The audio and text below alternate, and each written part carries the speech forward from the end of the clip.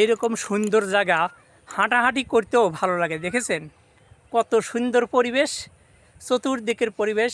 ওই সামনের রাস্তাটা দেখুন, আর এইদিকে দেখুন কত সুন্দর লাগে। এই পরিবেশে যদি ক্ষণিকের জন্য একটু হাঁটাহাঁটি করি তাহলে খুবই ভালো লাগে। এই যে দেখুন পরিবেশটা কত সুন্দর লাগে। এই জন্য আমি বারবার এই প্রকৃতির কাছে ফিরে আসি।